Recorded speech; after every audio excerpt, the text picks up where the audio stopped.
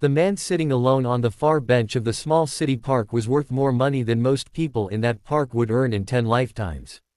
Yet as the sun dipped lower and the evening breeze stirred fallen leaves around his polished shoes, loneliness sat beside him heavier than any burden he had ever carried. His name was Adrian Cole, a billionaire known to the world as a ruthless visionary, a genius who built empires from nothing. But in that moment, stripped of boardrooms, headlines, and private jets, he was just a man staring at the ground, wondering how a life so full could feel so empty. Adrian hadn't planned to come to the park. He had walked without direction after leaving the hospital, his mind still echoing with the doctor's words. "Stress like yours doesn't disappear with money," the doctor had said gently. "You need rest. You need connection." Adrian had almost laughed at that. Connection. He had thousands of employees, millions of followers, endless meetings. But not a single person to call when the walls closed in at night. The bench across from him was crowded. Families laughed. Children chased pigeons. Couples shared quiet smiles. Adrian felt invisible, and somehow painfully exposed at the same time.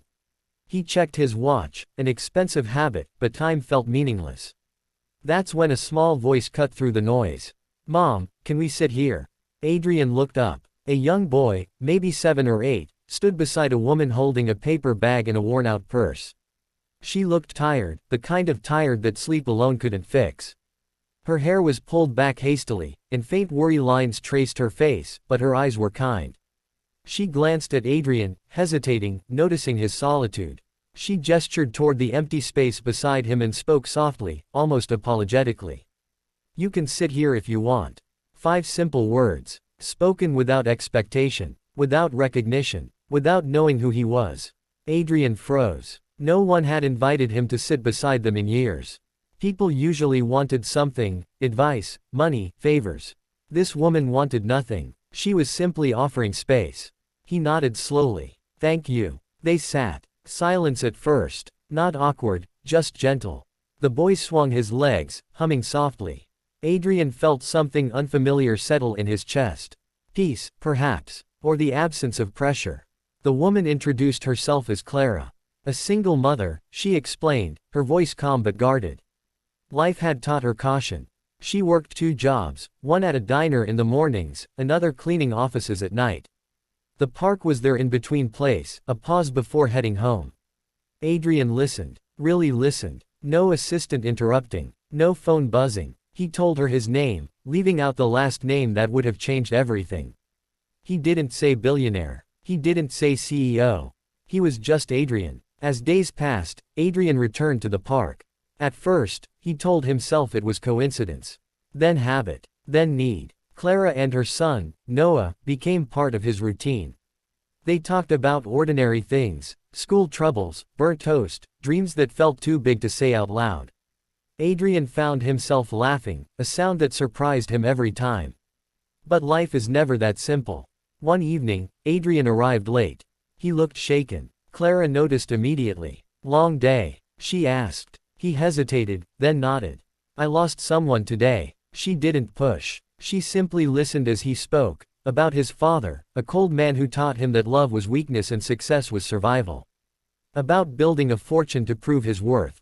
About winning everything and still feeling like a child waiting for approval that never came. Clara shared her own story then.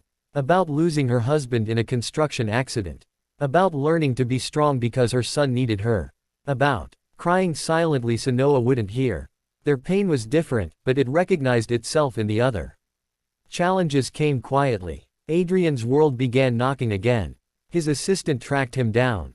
Paparazzi noticed his absence. Rumors started. Clara overheard whispers at the diner about a billionaire who vanished from public view.